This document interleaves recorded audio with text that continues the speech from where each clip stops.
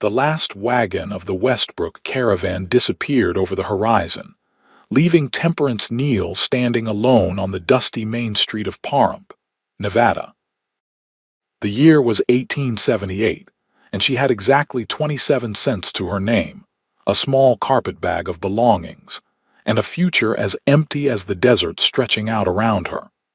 She watched the dust settle with a sinking feeling in her chest, realizing only now how foolish her impulsive decision had been.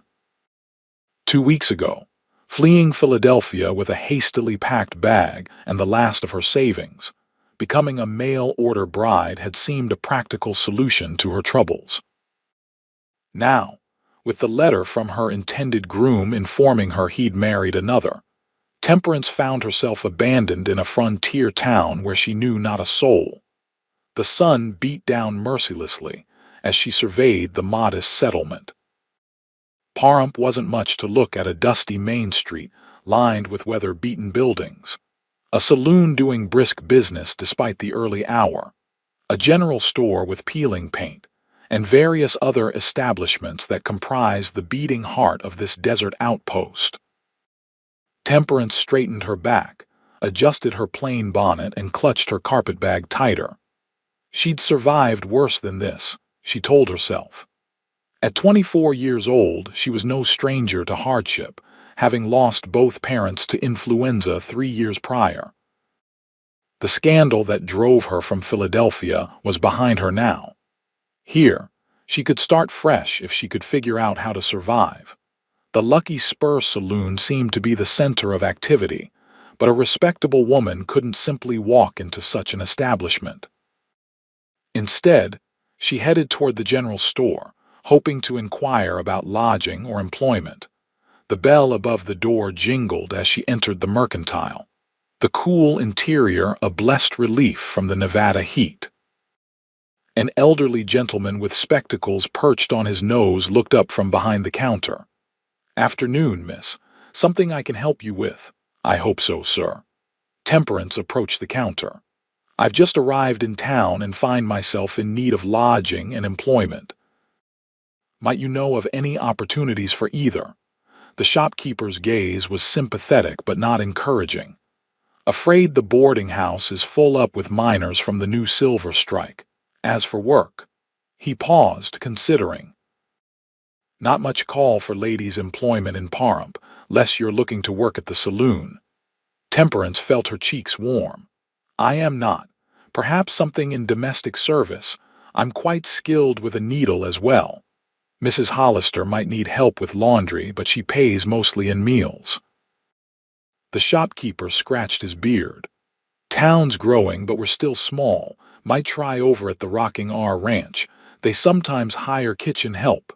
"The Rocking R," she repeated. "Belongs to Remington Caldwell, biggest spread in the territory, about 3 miles north of town." He gestured vaguely. "Can't miss it." Temperance thanked the man and stepped back onto the boardwalk, squinting against the harsh sunlight.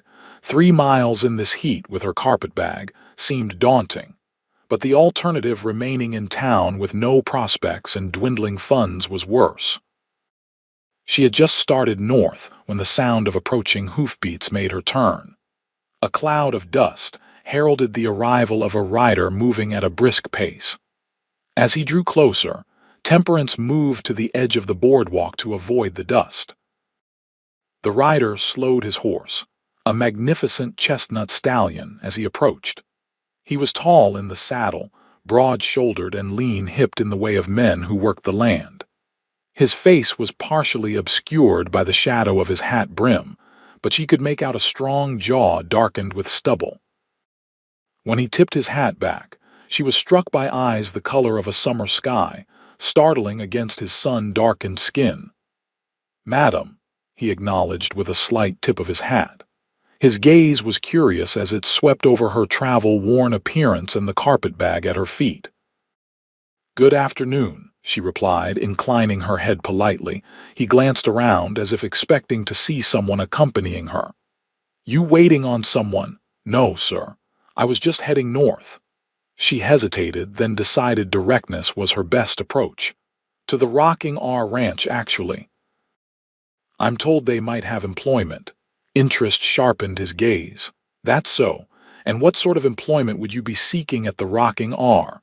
Domestic work, sir. Cooking, cleaning, sewing. I'm quite versatile. A smile tugged at the corner of his mouth. Well now, that's convenient. I'm Remington Caldwell. The Rocking R is my ranch. Temperance felt heat rise to her cheeks. Of course, she would encounter the very man she sought in such an undignified way, dusty, travel-worn, and practically begging for work on a street corner. Oh, forgive me, Mr. Caldwell. I'm Temperance Neal, recently arrived from Philadelphia. She didn't offer more of her story, not wanting to appear more desperate than she already did. Philadelphia is a long way from Pahrump. His eyes narrowed slightly, assessing her. What brings you all this way, Miss Neal?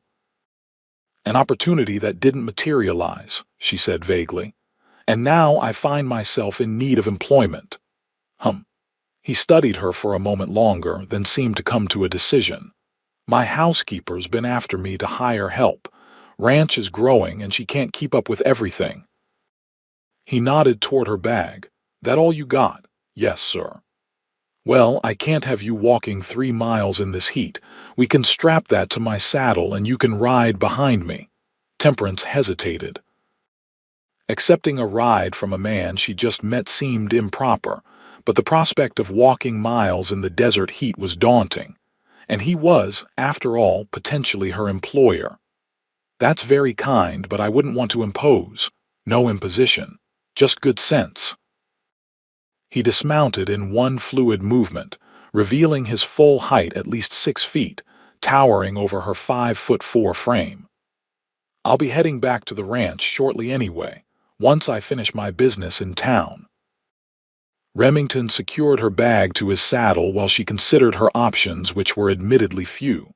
Finally, practicality won out over propriety. Thank you, Mr. Caldwell. I accept your offer. He nodded, seemingly unsurprised. I need to stop at the telegraph office and pick up some supplies. Won't take long. Care to wait for me at the mercantile? There's shade on that porch. I will, thank you. Temperance watched as he tied his horse to the hitching post and strode toward the telegraph office, his gait confident and purposeful. There was something compelling about Remington Caldwell, something in the quiet assurance of his manner that set him apart from the few other men she'd observed in town. She seated herself on a bench outside the mercantile, grateful for the respite from the sun. From this vantage point, she could observe the comings and goings of Parhump's citizens. It wasn't Philadelphia, with its cobblestone streets and brick buildings, but there was a certain raw energy to the place, a sense that everything was new, still being shaped by the hands and wills of those who'd chosen to make their lives here. True to his word, Remington returned quickly, a small package tucked under his arm. He secured it to his saddlebags, then turned to her. Ready, Miss Neal, she nodded, rising from the bench. He mounted his horse in one smooth motion, then reached down to offer her his hand. Temperance hesitated only briefly before placing her hand in his. His grip was firm as he helped her swing up behind him. You'll want to hold on, he advised, and after another moment's hesitation, she gingerly placed her hands at his waist, trying to maintain as much proper distance as the saddle allowed. As they set off at a steady pace, Temperance found herself increasingly aware of the impropriety of her position seated behind a man she barely knew, her body occasionally brushing against his with the horse's movements. In Philadelphia, such an arrangement would have been scandalous. But this wasn't Philadelphia, she reminded herself. The rules of Eastern society didn't apply in the same way here, where practicality often trumped propriety. So, Philadelphia, Remington said over his shoulder as they left the town behind. What did you do there?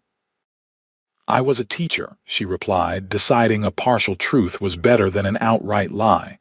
She had been a teacher before the scandal. At a girls' finishing school.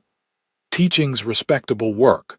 Why leave it behind? The school closed, she said, another partial truth. The school had indeed closed after the scandal involving the headmaster and herself had come to light. Not that she'd done anything improper, but when the headmaster's wife had become convinced of an attachment between them, Temperance's denials had fallen on deaf ears. In a matter of days, she'd lost both her position and her reputation. "Sorry to hear that," Remington replied, seeming to accept her abbreviated explanation. "Teaching jobs are scarce out here, though the town's talking about building a proper school next year." "And what of your ranch?" she asked, eager to change the subject.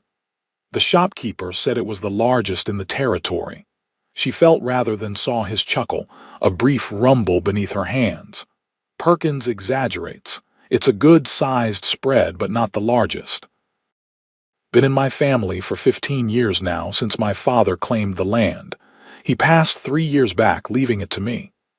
"I'm sorry for your loss," she said sincerely. "Appreciate that. Pa built something good. I'm just trying to make it better." They rode in companionable silence for a time. The rhythmic clip-clop of the horses' hooves and the occasional cry of a desert bird the only sounds. The landscape was unlike anything Temperance had ever seen, vast expanses of sand and scrub broken by rugged mountains in the distance, their peaks sharp against the cloudless blue sky. Despite the harshness of the terrain, she found a stark beauty in it. "There it is," Remington said eventually, pointing ahead. "The rocking R." Temperance looked where he indicated and saw a collection of buildings nestled in a shallow valley. A large ranch house formed the centerpiece, with a barn, bunkhouse, and various outbuildings arranged around it. A windmill turned lazily nearby, and she could see cattle grazing in a distant pasture. "It's impressive," she said honestly. The ranch was clearly prosperous, far more established than she'd expected in such wild country. "Been a lot of work," he replied, a note of pride in his voice. "Still is, every day." As they approached, a woman emerged from the main house, wiping her hands on an apron. She was in her 50s, Temperance guessed, with gray streaked hair pulled back in a severe bun. Remington reined in his horse in front of the house and dismounted before helping Temperance down. Her legs felt slightly unsteady after the ride, and his hands lingered at her waist a moment longer than necessary to ensure she was stable. "Mrs. Winters," he called to the woman, "we have a visitor." "This is Miss Temperance Neal from Philadelphia. She's inquiring about domestic work." Mrs. Winters approached, eyeing Temperance with frank assessment. "About time," she said bluntly. "Been telling Mr. Caldwell for months I can't manage this house alone, not with the crew growing like it has." She looked Temperance up and down. "You know your way around a kitchen, girl." "Yes, madam," Temperance replied, "and I'm handy with a needle as well." "Can you read, write, cipher?" "Yes, madam, I was a teacher in Philadelphia." Mrs. Winters's eyebrows rose. "A teacher, is it? Well, that's something." She turned to Remington. "She'll do, Mr. Caldwell, if you're agreeable." Remington nodded. "Wages are $20 a month plus room and board," he told Temperance. "Sundays off unless there's a special occasion. Would that suit you, Miss Neal?" $20 a month was less than she'd earned as a teacher, but with room and board included, it was a generous offer considering her circumstances. "That would suit me very well, Mr. Caldwell, thank you." "Good, then it's settled." He turned to Mrs. Winters. "Get Miss Neal settled in, would you, Mrs. Winters? I need to check on that new stallion." With that, he tipped his hat to Temperance and strode off toward the barn, leaving her with the housekeeper. "Come along then, Mrs. Winters said, retrieving Temperance's carpetbag from where Remington had set it. "I'll show you where you'll sleep and explain your duties." Temperance followed the older woman into the ranch house. The interior was surprisingly spacious and well-appointed, with solid furniture and polished wooden floors. It spoke of comfort rather than luxury, practical but not austere. "This is the main house," Mrs. Winters explained as they moved through. Mr. Caldwell has his rooms in the west wing. The foreman, Mr. Tucker, has a room off the kitchen. The rest of the hands stay in the bunkhouse. She led Temperance up a narrow staircase. There are 3 bedrooms up here. Mine's at the end of the hall. The middle one is for guests, which we rarely have. Yours will be this one. She opened a door to reveal a modest but pleasant room with a single bed, a small dresser, and a washstand. A window overlooked the ranch yard, and simple curtains fluttered in the breeze. "It's lovely," Temperance said, genuinely pleased. After the uncertainty of the day, having a room of her own was more than she dared hope for. "It'll do," Mrs. Winters replied pragmatically. "You can wash up and get settled. Dinner's at 6 sharp. Mr. Caldwell takes breakfast at 5:30, lunch at noon. The hands eat in shifts. You'll help with all the cooking and serving, plus laundry, mending, and keeping the main house clean." She fixed Temperance with a stern look. "It's hard work, miss. No place for someone who isn't willing to put their back into it. I'm not afraid of hard work, Mrs. Winters." The older woman studied her for a moment, then gave a short nod. "We'll see. I'll leave you to get settled. Come down to the kitchen when you're ready, and I'll show you around properly." Left alone, Temperance sat on the edge of the bed, allowing herself a moment to absorb the rapid change in her circumstances. This morning, she'd been facing destitution in a strange town. Now she had a position, a roof over her head, and the prospect of regular meals. It wasn't the life she'd envisioned for herself, but it was a far sight better than what she'd feared. She unpacked her meager belongings, 2 dresses besides the one she wore, undergarments, a nightgown, a worn Bible that had belonged to her mother, a small sewing kit, and a daguerreotype of her parents.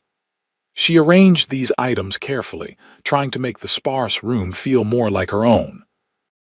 After washing her face and hands in the basin provided, she changed into her second-best dress, a practical blue cotton that had seen better days but was at least clean. She pinned her dark blonde hair up neatly and headed downstairs to find Mrs. Winters. The kitchen was at the back of the house, a large, well-equipped space dominated by a massive cast-iron stove and a long wooden table. Mrs. Winters was efficiently peeling potatoes when Temperance entered. "Ah, there you are. Take an apron from that hook and help me with these vegetables. 15 men to feed tonight, counting Mr. Caldwell and Mr. Tucker." Temperance donned an apron and took up a knife, quickly demonstrating her competence with the task. Mrs. Winters watched her technique with approval. "Where did you learn to handle kitchen work if you were a teacher?" she asked. "I grew up in a modest home," Temperance explained. "My mother believed all women should know how to manage a household, regardless of station. She didn't add that, after her parents died, she'd had to manage everything herself, learning through necessity as much as training." "Sensible woman, your mother." Mrs. Winters moved to check a large pot of what smelled like beef stew. "Mr. Caldwell's a good employer, fair-minded, expects honest work but treats his people right, better than most in these parts. He seems capable," Temperance said carefully. "Mrs. Winters gave a short laugh. "Capable, yes, and more. Built this ranch up considerable since his father passed. Works harder than any man I know." She gave Temperance a sidelong glance. "Handsome, too, though I expect you noticed that." Temperance felt warmth creeping into her cheeks. "I hadn't given it much thought," she lied. The older woman sounded unconvinced. "Well, half the unmarried women between here and Carson City have given it plenty of thought. Not that it's done them any good.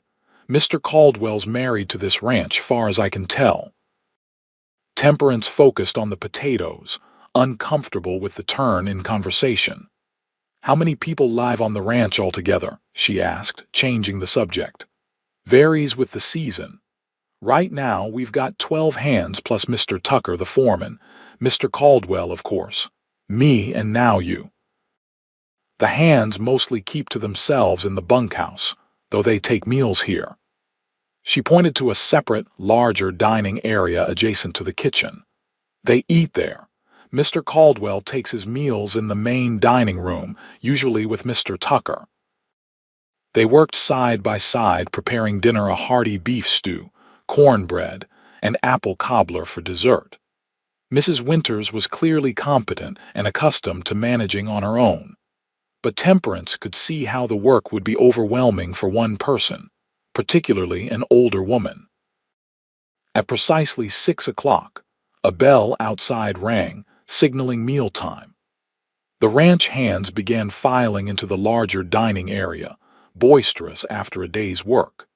Temperance helped Mrs. Winters serve them, trying to ignore the curious glances and occasional appreciative comments directed her way. "Fresh face around here," one young cowboy remarked. "Mighty pretty one, too." "Mind your manners, Davis," another hand scolded. "Lady doesn't need your foolishness her first day." Temperance gave a polite nod but didn't engage further, taking her cue from Mrs. Winters's businesslike demeanor. After serving the hands, they prepared trays for Remington and the foreman in the main dining room. As Temperance carried in the food, she found Remington already seated at the head of the table, deep in conversation with a weather-beaten man she assumed was Tucker. "Water rights on the north section," Remington was saying. "Hammond's pushing again," claiming he broke off as he noticed Temperance. "Ah, Miss Neal, settling in all right?" "Yes, thank you, Mr. Caldwell." She set the tray down carefully. "Mrs. Winters has been most helpful. Glad to hear it." "This is Samuel Tucker, my foreman. Tucker, Miss Neal is joining us as household help." The foreman, a man in his late 40s with graying hair at his temples, nodded politely. "Madam, welcome to the Rocking R." "Thank you, Mr. Tucker. We won't keep you," Remington said. "I'm sure Mrs. Winters has plenty for you to do." Temperance recognized the dismissal and withdrew to the kitchen, where she and Mrs. Winters ate their own dinner quickly before tackling the stack of dishes generated by feeding 15 hungry men. By the time they finished cleaning up, Temperance was bone-weary. The day had been long and filled with more changes than she could fully process. Mrs. Winters seemed to notice her fatigue. "Get some sleep," the older woman advised. 5 o'clock comes early around here." "Thank you, Mrs. Winters, for everything today." The housekeeper's expression softened slightly. "You did well enough for your first day. We'll see how you manage tomorrow when you're not just passing through." She paused. "Whatever brought you to Pahrump, girl, I hope you find what you're looking for here." "So do I," Temperance replied softly. As she climbed the stairs to her room, she caught a glimpse of Remington through an open door, seated at a desk reviewing ledgers by lamplight. His profile was stern in concentration, one hand absently rubbing at the back of his neck as if to ease tension there. She hurried past, not wanting to be caught staring in her room. Temperance changed into her nightgown and sat on the edge of the bed, looking out at the vast expanse of darkening sky. Stars were appearing, more than she'd ever seen in Philadelphia, glittering like diamonds scattered across black velvet. It had been a day of unexpected turns. She'd arrived in Pahrump with nothing but a carpetbag and dashed hopes, and now found herself employed at a prosperous ranch under the roof of a man who intrigued her despite her best intentions. Temperance was under no illusions. She was here as a servant, nothing more. Whatever Mrs. Winters had implied about Remington Caldwell's eligibility was irrelevant. A man like him, educated, successful, commanding, would have no interest in a disgraced schoolteacher with no dowry and a tarnished reputation, even if he knew nothing of the scandal that had driven her west. No, she would keep to her place, work hard, save her wages, and in time, perhaps, build a new life for herself, one where the shadows of Philadelphia couldn't reach her. It wasn't the future she'd once dreamed of, but it was a future nonetheless. With that resolution firmly in mind, Temperance crawled beneath the covers and surrendered to exhaustion, falling into a dreamless sleep beneath the desert stars. The next few weeks passed in a blur of activity as Temperance adjusted to life at the rocking R. She rose before dawn each day to help Mrs. Winters prepare breakfast for the ranch hands, cleaned the main house, assisted with laundry, and mended everything from torn shirts to horse blankets. The work was hard but satisfying, giving her little time to dwell on the past. She quickly learned the rhythms of ranch life, the comings and goings of the hands, the constant demands of the cattle, the seasonal tasks that structured the year. June was moving toward July, bringing increasingly scorching days that had everyone seeking shade during the hottest afternoon hours. Remington was often absent from the main house, spending long days in the saddle overseeing his operation. When their paths did cross, he was unfailingly polite but reserved, treating her with the same distant courtesy he showed Mrs. Winters. If he found her presence in his home noteworthy in any way, he gave no sign of it. Still, Temperance found herself more aware of him than she cared to admit. She noticed how the ranch hands straightened when he approached, not from fear but respect. She observed the care he took with his horses, the patience he showed with the younger hands, the quiet authority he carried without apparent effort. One evening, as she was returning to the main house after hanging laundry to dry, she came upon Remington in the barn, gently tending to a mare who had cut her leg on a strand of barbed wire. "Easy, girl," he murmured to the horse, his voice low and soothing as he carefully cleaned the wound. "That's it. You'll be right as rain soon enough." Temperance paused in the doorway, struck by the tenderness in his manner. The big, capable hands that could break a wild horse were now delicately applying a poultice to the injured leg. He glanced up, seeming unsurprised to find her watching. "Evening, Miss Neal." "Good evening, Mr. Caldwell. Is she badly hurt?" "Not too bad. Clean cut. Should heal fine if infection doesn't set in." He patted the mare's neck reassuringly. "Molly here's one of our best brood mares. Foals like clockwork, strong colts every time." Temperance approached cautiously, not wanting to startle the horse. "She's beautiful, that she is." He finished wrapping a bandage around the wound and straightened. "You settling in all right? Mrs. Winters working you too hard?" "Not at all. I'm grateful for the position." He studied her for a moment, his blue eyes thoughtful. "You know, you never did tell me why a schoolteacher from Philadelphia ended up in Pahrump, Nevada." Temperance tensed slightly. "As I mentioned, the school closed, and there are no other schools in Philadelphia." His tone was mild, but his gaze was sharp. "I wanted a change," she said finally. "The East can be stifling in its own way." He didn't press further, but she had the distinct impression he knew she wasn't telling the whole truth. "Well, whatever brought you here, Mrs.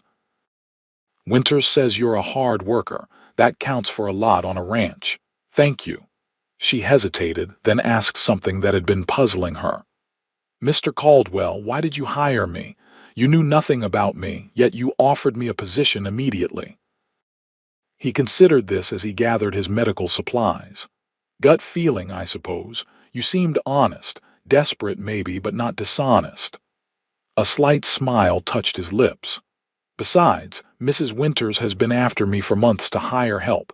If I'd come back without you, she might have quit on the spot." Temperance found herself returning his smile. "Well, I'm glad for whatever reasoning led to my employment." "As am I, Miss Neal." Something in his gaze made her heartbeat quicken, but it was gone so quickly she might have imagined it. "Best get that mare some water," he said, turning away. "Good evening to you." "Good evening, Mr. Caldwell." As July progressed, the heat became increasingly oppressive. The ranch work continued regardless of temperature, though the hands adjusted their schedules to avoid the worst of the midday sun. Temperance, too, learned to complete her outdoor chores early in the morning or late in the afternoon. One particularly scorching afternoon, with Mrs. Winters laid up with a headache, Temperance took it upon herself to bring water to the men working to repair a section of fence damaged in a recent thunderstorm. She loaded a wagon with canteens and headed out to where Remington and several hands were working stripped to the waist in the punishing heat. She averted her eyes as she approached, trying to maintain propriety despite the unorthodox situation. "I've brought water," she called as she pulled the wagon to a halt nearby. The men gratefully gathered around, thanking her as they gulped down the cool liquid. Remington approached last, his bronzed torso gleaming with sweat, lean muscles shifting beneath sun-darkened skin. He pulled on his shirt before accepting a canteen from her, a courtesy she appreciated even as a traitorous part of her mind registered the impressive figure he cut. "Thoughtful of you, Miss Neal," he said, drinking deeply. "Mrs. Winter's doing all right. Just a headache. She's resting." He nodded, wiping his mouth with the back of his hand. "This heat's enough to give anyone a headache. We're nearly done here, thankfully." He glanced at the sky where clouds were building in the distance. "Looks like we might get a break in the weather. Those clouds are moving this way." Temperance followed his gaze. "Will it rain, do you think? Hard to say. Desert storms can be fickle, build up big and then dissipate before dropping a single drop." He handed the empty canteen back to her, their fingers brushing momentarily. "Either way, we'll be finished soon." By the time Temperance returned to the main house, the clouds had indeed moved in, bringing blessed relief from the sun's intensity. The temperature dropped noticeably, and a fresh breeze stirred the stagnant air. She was in the kitchen preparing dinner when the storm finally broke. Rain lashed against the windows as lightning split the sky, followed seconds later by booming thunder that seemed to shake the very foundations of the house. "Thank the Lord," Mrs. Winters said, recovered enough from her headache to supervise the meal preparation. "This land needs the rain." The door burst open and Remington strode in, soaked to the skin but grinning. "Got caught in it," he explained unnecessarily, water dripping from his hat and clothes onto the kitchen floor. Never felt so good to be drenched. Temperance found herself smiling at his boyish enthusiasm. "You'll catch your death if you don't change, Mr. Caldwell." "Worth it," he replied, but he headed toward his rooms nonetheless, leaving a trail of wet footprints behind him. Mrs. Winters chuckled. "Man works too hard to remember to enjoy himself sometimes. Good to see him smile." The storm continued through dinner, a symphony of rain and thunder accompanying their meal. The hands ate quickly and retired to the bunkhouse, leaving the main house unusually quiet. Mrs. Winters, still not feeling entirely well, went to bed early, leaving Temperance to finish the evening chores alone. She was drying the last of the dishes when Remington appeared in the kitchen doorway, now dressed in dry clothes, his hair still damp from washing. "Mrs. Winters' turn in already?" he asked, looking around the empty kitchen. "Yes, her headache returned. I told her I'd finish up." He nodded, then seemed to hesitate before speaking again. "I was about to have some coffee in the study. Would you care to join me, Miss Neal, unless you're too tired from your day's work?" The invitation surprised her. In the weeks she'd been at the ranch, Remington had never sought out her company socially. Propriety suggested she should decline a young, unmarried woman sitting alone with her employer in the evening wasn't entirely proper, but she found herself nodding. "That would be nice, thank you." He led her to his study, a comfortable room lined with bookshelves and dominated by a large desk. A small fire crackled in the hearth, taking the chill from the rain-cooled air. He poured coffee from a pot warming on the hearth into 2 cups, handing one to her, before gesturing to one of 2 leather armchairs positioned near the fire. Temperance sat, cradling the warm cup between her hands. "You have quite a library, Mr. Caldwell," she observed, looking at the well-stocked shelves. "My father started it. I've added to it over the years." He settled into the other chair. Education was important to him, even out here. He used to say, just because we live in the wilderness doesn't mean our minds have to be wild. A wise sentiment. You were fortunate in your father. I was. He sipped his coffee, studying her over the rim of his cup. And you, Miss Neal, were you fortunate in your parents, very much so. My father was a bookbinder, my mother a midwife. They valued learning, though neither had much formal education themselves. She smiled at the memory. They sacrificed to send me to school, then supported my decision to become a teacher. They'd be proud of you. The simple statement touched her unexpectedly. I hope so, she said softly. They sat in companionable silence for a while, listening to the rain and the occasional rumble of distant thunder. It was peaceful in a way Temperance hadn't experienced since arriving at the ranch, perhaps even longer. Sometimes I forget how beautiful it is here, Remington said eventually, gazing toward the window where raindrops traced silvery paths down the glass. Get so caught up in the work I don't see what's right in front of me. It is beautiful, she agreed. Different from what I'm accustomed to, but beautiful in its own right. There's a vastness to it that makes one feel both insignificant and free at the same time. He looked at her with renewed interest. That's it exactly. Most Easterners just see emptiness and hardship. Oh, I see the hardship, she assured him with a small laugh. Daily, but there's more to it than that. There is indeed. He set his empty cup aside. You know, Miss Neal, you're not what I expected when you first arrived in Pahrump.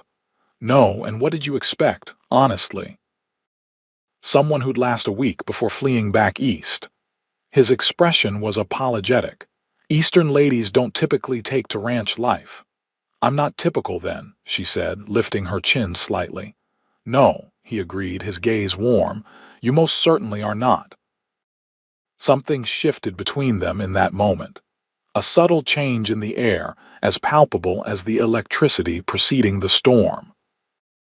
Temperance found it suddenly difficult to breathe normally, aware of him not just as her employer, but as a man, one whose presence affected her in ways she'd been trying to ignore.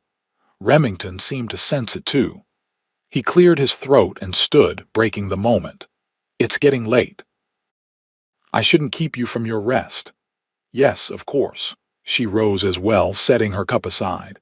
Thank you for the coffee, Mr. Caldwell, and the company.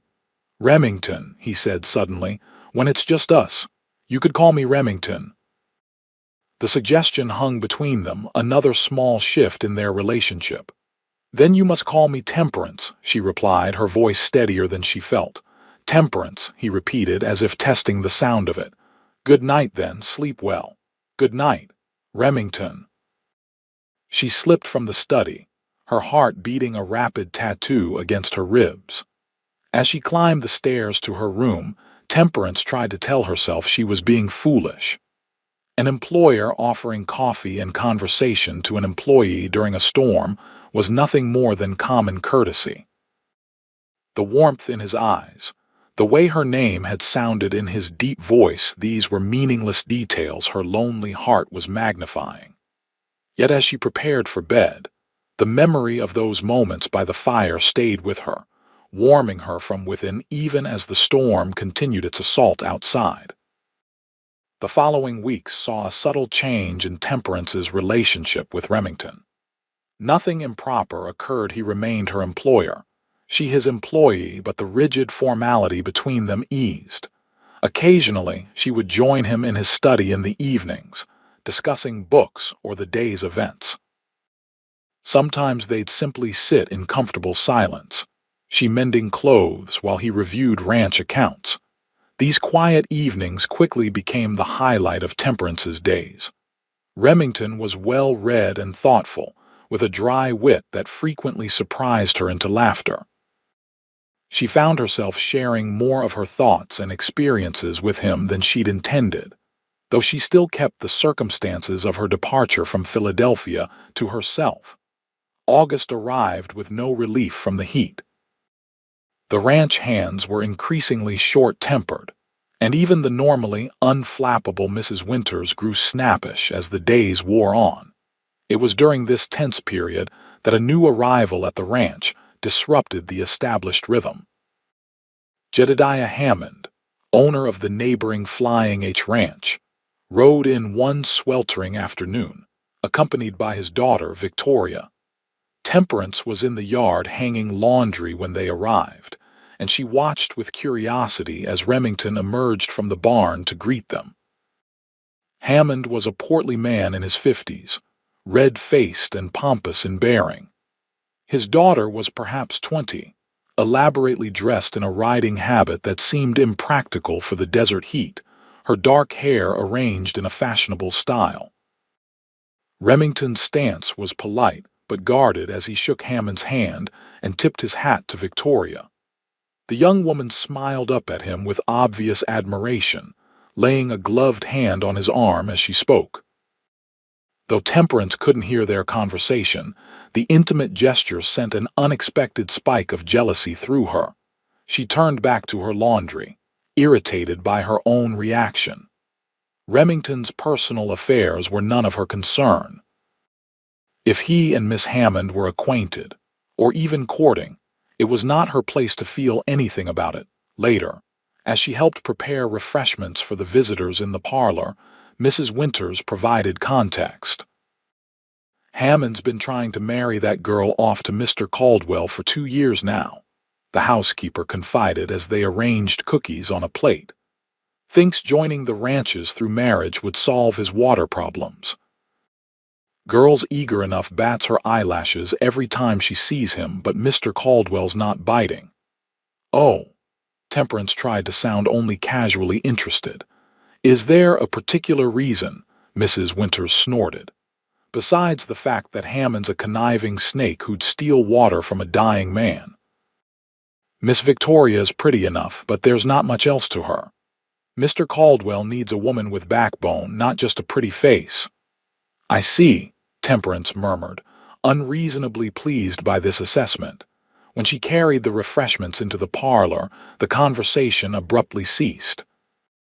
Hammond was red-faced, while Remington's expression was coldly civil. "Ah, refreshments," Victoria exclaimed, breaking the awkward silence. "How lovely."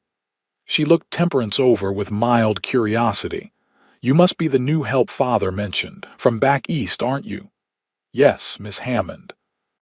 "Philadelphia. How exotic. I've never been further east than Denver." She accepted a cup of tea. "Do you find our little corner of Nevada terribly primitive after city life?" Before Temperance could respond, Remington spoke. "Miss Neal has adapted admirably to ranch life. She's become quite indispensable to our operation." The warm praise surprised and pleased Temperance, though she kept her expression neutral as she served the remaining refreshments. "How resourceful of you," Victoria said with a thin smile that didn't reach her eyes. "I've never had a head for domestic matters myself. Father says that's what servants are for." Hammond chuckled indulgently. "My Victoria was educated at Miss Porter's school in Connecticut, accomplished in music, art, and French, not meant for household drudgery." "Not everyone finds satisfaction in the same pursuits," Remington remarked mildly. "Personally, I've always respected those who aren't afraid of honest work." The subtle rebuke was not lost on the Hammonds. Victoria's smile tightened, and her father cleared his throat uncomfortably. "Yes, well, speaking of work," Hammond said, shifting topics, "I've come about that northern section again, Caldwell. My offer still stands." "And my answer remains the same," Remington replied firmly. "The north section isn't for sale at any price." Hammond's expression darkened. "You're being unreasonable. That land's more valuable to me than to you, with the creek running through it. Which is precisely why I won't sell. My cattle need that water. I'm offering well above market value." "It's not about money, Hammond." The older man's face reddened further. "Is this still about that business with your father? That was years ago, and nothing was ever proven." Remington's expression hardened. "This conversation is over. You're welcome to refreshments before you leave, but I won't discuss selling the north section again." An uncomfortable silence fell. Temperance, feeling increasingly awkward as witness to this tense exchange, murmured an excuse and withdrew to the kitchen. Mrs. Winters was waiting expectantly. "Well, what happened?" "Mr. Hammond wants to buy land from Mr. Caldwell. Mr. Caldwell refused." Temperance kept her voice low. "There seems to be some history between them regarding Mr. Caldwell's father." The housekeeper scowled. "Ought to be history between them. Hammond tried to claim this land was rightfully his when old Mr. Caldwell first settled it. When that didn't work, there was trouble with cattle going missing, water rights being contested. Nothing could ever be proven, but everyone knew Hammond was behind it." "How dreadful," Temperance said, genuinely shocked. "That's not the half of it. When Mr. Caldwell took over after his father died, Hammond started pushing to buy the north section. Convenient, since it has the best water access in the region." Mrs. Winters shook her head disgustedly. "Now he's trying to use that daughter of his as bait." As if Mr. Caldwell would fall for such an obvious trap. Before Temperance could respond, the parlor door opened, and Hammond's voice carried clearly. "You'll regret this stubbornness, Caldwell. There are other ways to settle land disputes out here." "Is that a threat, Hammond?" Remington's voice was dangerously quiet. A warning between neighbors. "Come, Victoria. We're leaving." Temperance and Mrs. Winters exchanged alarmed glances as heavy footsteps crossed the foyer and the front door slammed. Moments later, Remington appeared in the kitchen doorway, his expression thunderous. "I apologize you had to witness that," he said stiffly. "Hammond has never understood the meaning of the word no." "No apology necessary," Temperance assured him. "Are you concerned about his warning?" Remington's jaw tightened. "Hammond's more bluster than action these days, but we'll increase patrols around the north section, just in case." He ran a hand through his hair in frustration. "Last thing I need with everything else going on." Mrs. Winters clucked sympathetically. "Don't let him get under your skin, that's what he wants." "I know," he sighed, some of the tension leaving his shoulders. "I'd better inform Tucker about Hammond's visit. Excuse me, ladies." After he left, Temperance turned to Mrs. Winters. "Would Mr. Hammond really cause trouble over land?" The older woman's expression was grim. "There's nothing some men won't do for water in this country, Miss Neal. Nothing at all." The confrontation with Hammond cast a shadow over the ranch in the days that followed. Remington doubled the patrols around the property's borders, particularly the disputed northern section. The hands went about their duties with weapons close at hand, and an air of watchful tension pervaded the rocking R. Temperance found herself watching Remington with concern. He worked longer hours than ever, often returning to the main house well after dark, exhaustion etched in the lines of his face.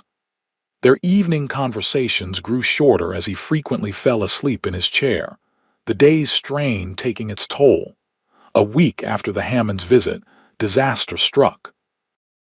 Temperance was awakened in the pre-dawn hours by shouting and the pounding of hooves in the yard. She hurried to her window to see men mounting up, lanterns bobbing in the darkness as they rode out. Throwing on a dress and shawl, she rushed downstairs to find Mrs. Winters in the kitchen, her face grave as she stoked the stove to life. "What's happening?" Temperance asked. "Fire at the north boundary. Tucker spotted it about an hour ago." The housekeeper's voice was tight with worry. "Mr. Caldwell and the hands have gone to fight it. A fire." "But it hasn't been lightning. No lightning needed when there's men like Hammond about," Mrs. Winters said grimly. "Start making coffee and sandwiches. They'll need food and drink when they return." They worked in tense silence, preparing for the men's return while the eastern sky gradually lightened with dawn. It was mid-morning before the first riders appeared, blackened with soot and smoke, their expressions grim. Tucker entered the kitchen first, accepting a cup of coffee with a grateful nod. "Lost about 50 acres of grazing land," he reported. "Could have been worse if we hadn't caught it early, Boss is still out there with some of the men, making sure it's completely out. Any injuries, Mrs.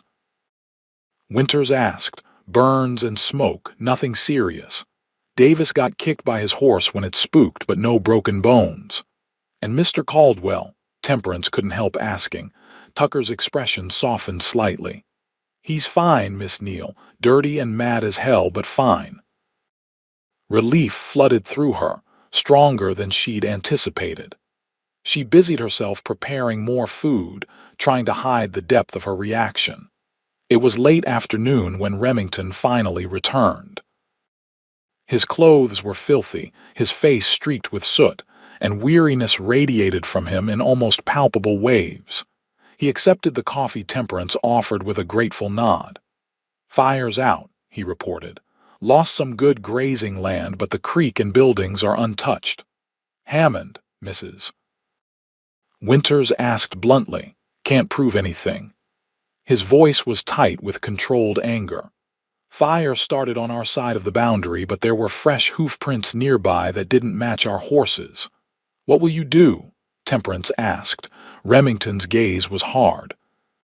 "What I can legally do is limited, but I'll be riding to town tomorrow to speak with the sheriff, for whatever good that'll do." He set down his empty cup with a sharp click. "I need to clean up." After he left, Temperance exchanged worried glances with Mrs. Winters. "The sheriff will help surely." The housekeeper snorted. "Sheriff Daniels? Man couldn't find his own shadow at noon. Besides, Hammond's got money and friends in Carson City. Law tends to look the other way when it comes to his doings." The prediction proved accurate. Remington returned from town the following day in a black mood, reporting that, while Sheriff Daniels had promised to look into the matter, nothing was likely to come of it without direct evidence of Hammond's involvement. That evening, Temperance found Remington in his study, a glass of whiskey in hand as he stared into the fire. She hesitated in the doorway, unsure if her company would be welcome given his mood. He sensed her presence and looked up. "Come in, Temperance."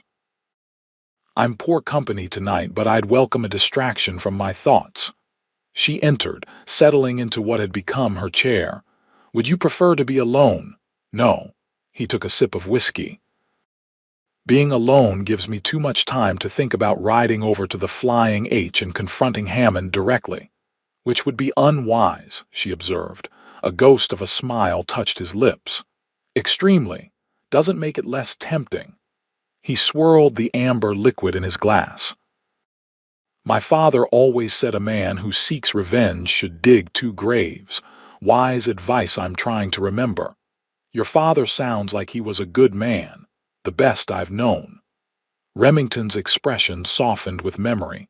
"Built this place from nothing, taught me everything worth knowing."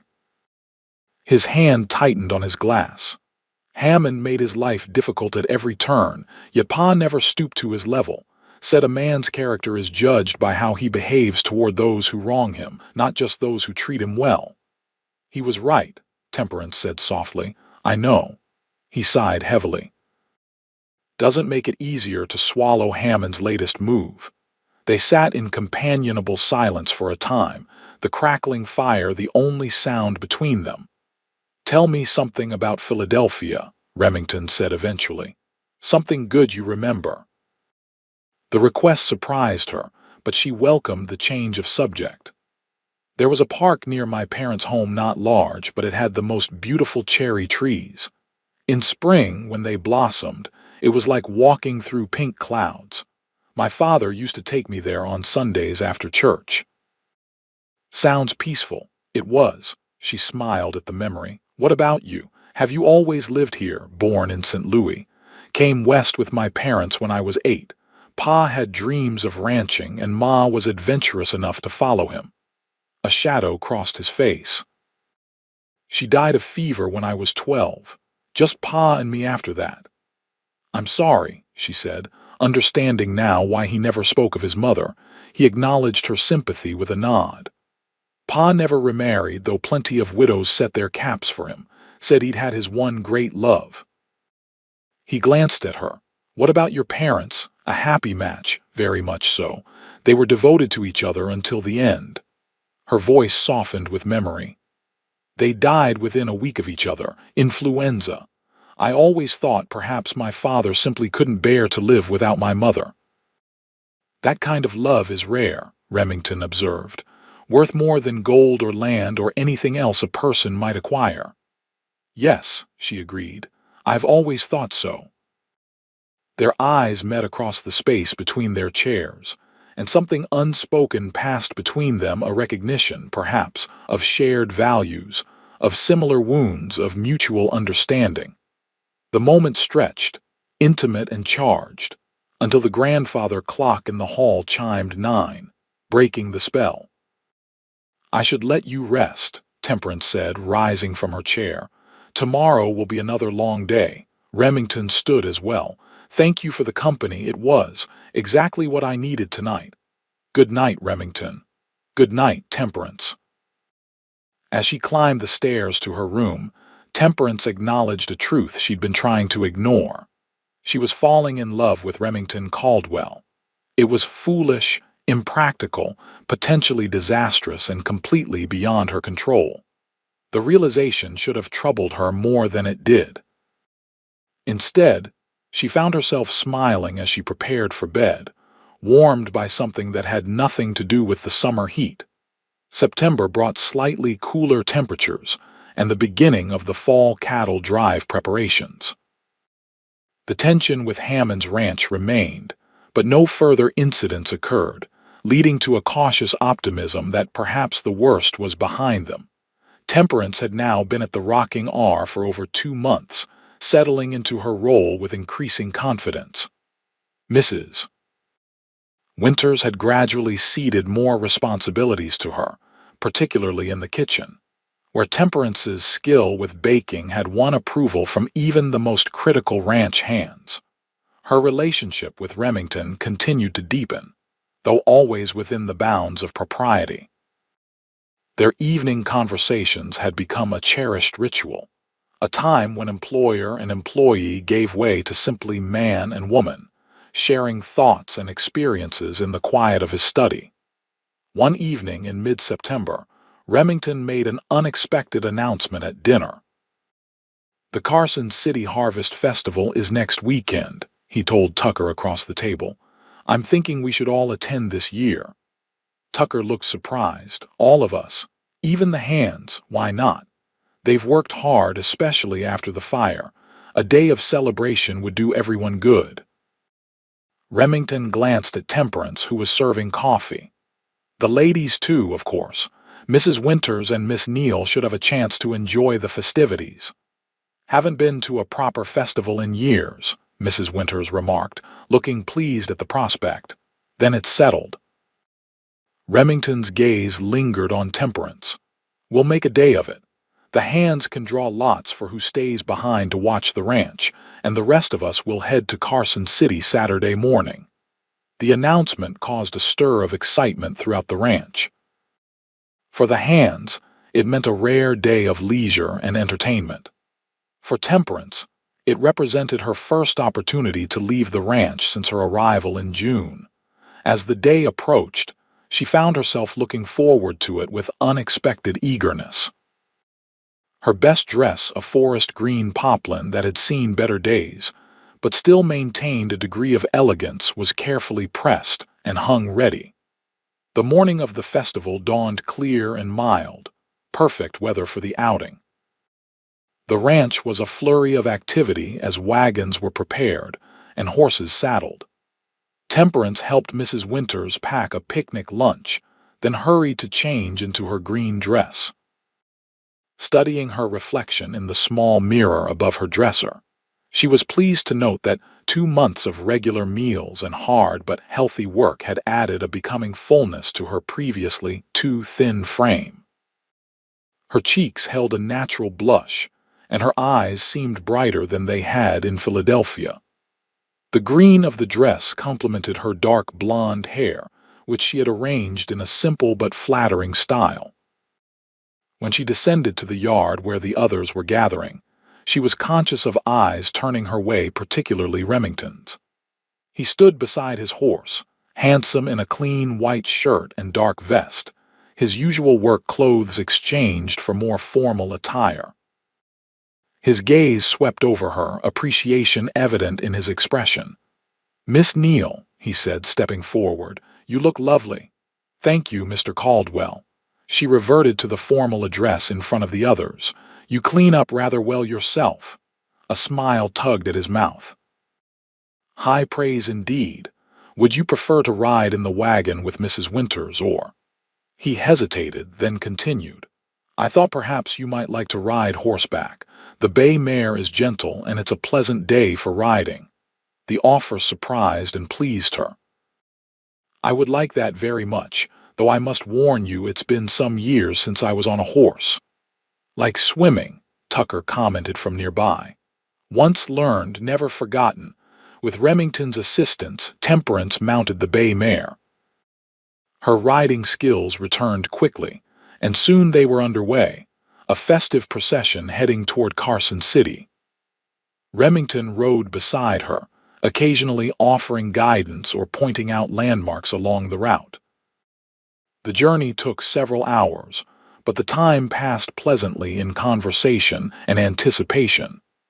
As they approached Carson City, Temperance could see evidence of the festival bunting decorating buildings, crowds in their Sunday best, the distant sounds of music and laughter. "Biggest event of the fall," Remington told her as they rode into town. "Harvest Festival's been going on since before Nevada was a state. Everyone comes, ranchers, miners, townspeople. For one day, at least, old grudges are set aside."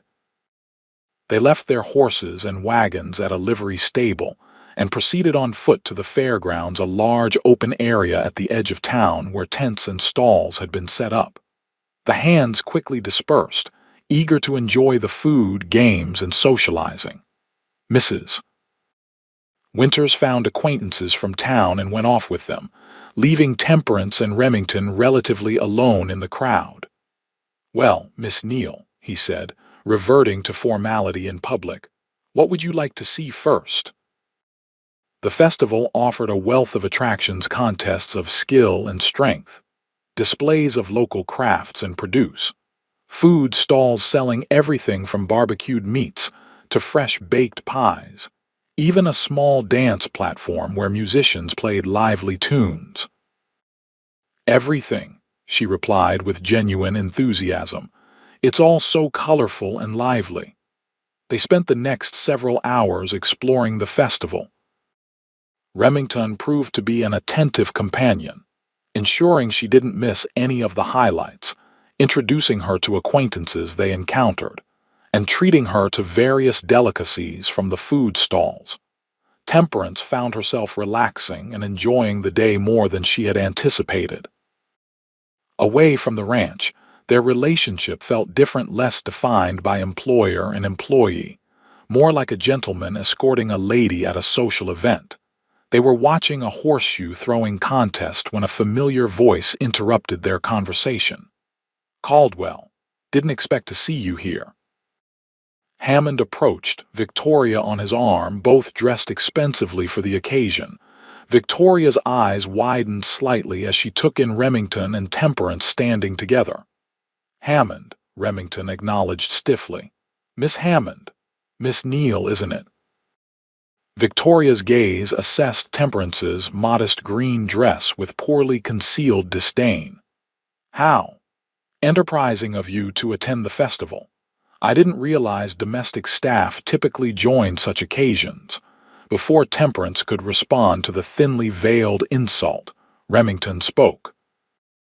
"Miss Neal is here as my guest, Miss Hammond, and I consider myself fortunate in her company." Hammond's eyebrows rose. "Is that so? Well, well." His gaze turned calculating as it shifted between them. "Victoria, my dear, didn't you wish to see the quilting display?" "I believe it's in that tent over there." Victoria looked as though she wanted to object but allowed her father to steer her away, throwing a venomous glance over her shoulder at Temperance. "I apologize for their rudeness," Remington said once they were out of earshot. "No apology necessary." Miss Hammond clearly considers me beneath her notice. Then she's a fool, he replied with unexpected vehemence. You're worth 10 of her. Temperance felt warmth spread through her at the compliment. Thank you, that's very kind.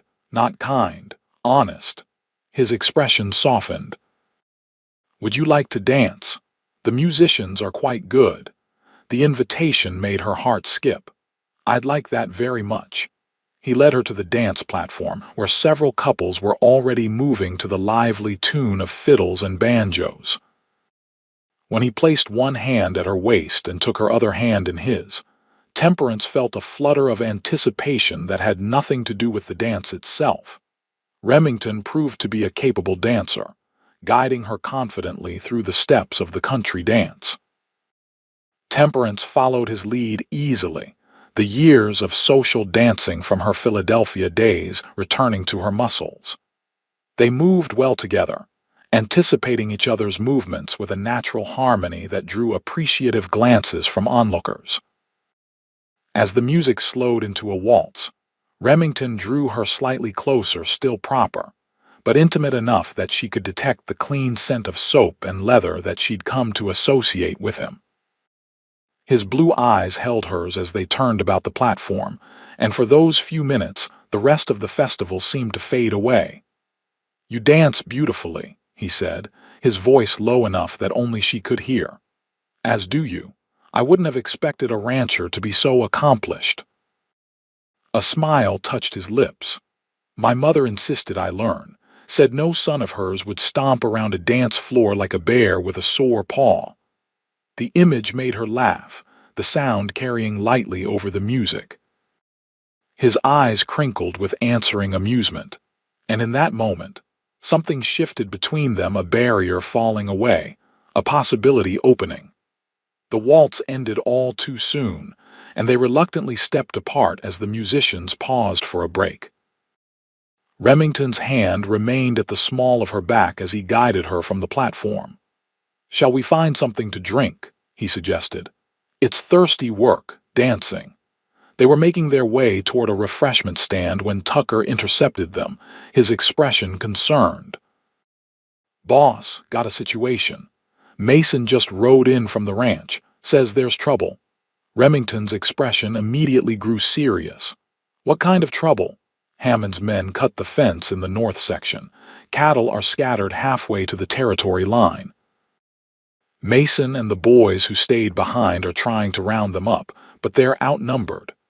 Temperance watched Remington's jaw tighten, a muscle working in his cheek as he controlled his anger. Get our men, he ordered Tucker. We need to head back immediately, already on it. They're gathering at the livery. Remington turned to Temperance, regret clear in his expression. I'm sorry to cut the day short, but you need to go, she finished for him. Of course, I understand. Mrs. Winters can stay in town with friends if she wishes, but I'd feel better if you returned with us. The situation may be volatile. I'll come back with you, she assured him. They hurried to the livery where the rocking R hands were already mounting up, faces grim. Mrs. Winters, informed of the situation, elected to stay with friends in town, promising to return to the ranch the following day. The festive mood of the morning was entirely gone as they rode hard back to the ranch, tension evident in every line of Remington's body. Temperance kept pace beside him, her pleasant memories of their dance overshadowed by concern for what awaited them. They arrived to find chaos. Fences were down in multiple locations along the northern boundary, and cattle had scattered across miles of territory. The hands who had remained behind were exhausted from hours of attempting to contain the situation. Deliberate, Mason reported grimly as they surveyed the damage. Had to be Hammond's men. Found boot prints and empty whiskey bottles by the cut fences. Remington's expression was thunderous. Tucker, organize the men into groups. We need to get those cattle back before dark. Davis, check the creek, make sure they haven't tampered with our water as well. As the men dispersed to their tasks, Remington turned to Temperance. You should go to the house. This could get ugly if Hammond's men are still around. Be careful, she urged, touching his arm briefly before heading toward the main house. From the kitchen window, she watched the ranch hands ride out in groups, Remington among them. The peaceful day at the festival seemed a distant memory now, replaced by the harsh reality of the conflict that had been simmering for months. It was well after midnight when the men finally returned, having recovered most of the scattered cattle. They were mud-splattered, exhausted, and in several cases nursing minor injuries from their efforts. Temperance and Mrs. Winters's young kitchen assistant, Molly, had prepared food and coffee, which the men accepted gratefully. Remington was one of the last to enter, his expression grim as he accepted a cup of coffee from Temperance. "How bad is it?" she asked quietly. "Could be worse. Lost maybe a dozen head, but we recovered most." He ran a hand through his hair, leaving it standing in disheveled spikes. "No sign of Hammond's men. They did their damage and fled." "What will you do now?" His eyes were hard. "First light, I'm riding to Hammond's ranch. This ends tomorrow." "Alone?" Alarm coursed through her. "That's too dangerous." "He could have men waiting. I'll take Tucker and a couple of the hands." He noticed her concern and his expression softened slightly. "Don't worry, Temperance. I'm not looking for a fight, just a reckoning. Those often amount to the same thing out here from what I've observed." He acknowledged the point with a tired nod. "I'll be careful." Temperance wanted to say more to beg him not to go, to express the fear that had gripped her heart at the thought of him confronting Hammond, but it wasn't her place. Instead, she simply nodded and moved on to serve the other men. Sleep eluded her that night as she fretted about the coming confrontation. By dawn, she was already in the kitchen, preparing breakfast for the men who would ride with Remington. When he entered, dressed in clean clothes but with the same determined expression he'd worn the previous night, her heart clenched with worry. "You should eat something," she said, placing a plate of eggs and bacon before him. "Thank you." He ate quickly, methodically, like a man completing a necessary task before battle. When he and the others prepared to leave, Temperance followed him onto the porch, unable to let him go without a word. "Remington," she called softly. He turned back, his expression softening as he looked at her. "I'll be back before sundown," he promised, seeming to read her unspoken concern. "See that you are." She managed a small smile. "We're having beef stew for dinner. Mrs. Winters will be put out if you miss it." A brief answering smile touched his lips. "Can't have that." He hesitated, then stepped closer, his voice dropping.